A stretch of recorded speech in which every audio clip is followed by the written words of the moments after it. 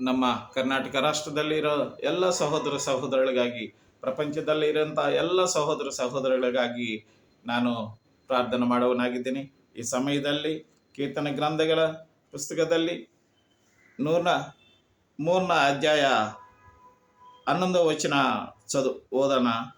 ಏಕೆಂದರೆ ಭೂಮಿಯ ಮೇಲೆ ಆಕಾಶವು ಎಷ್ಟು ಉನ್ನತವೋ ಆತನ ಪ್ರೀತಿಯು ಆತನಿಗೆ ಭಯಪಡುವವರ ಮೇಲೆ ಅಷ್ಟು ಅಪಾರವಾಗಿದೆ ಅಂತ ಬರೆಯಲ್ಪಟ್ಟಿದೆ. ನನ್ನ ಪ್ರಿಯ ಸಹೋದರಿ ಸಹೋದರಗಳೇ, ಪ್ರಾರ್ಥನೆ ಮಾಡಲ್ಲ.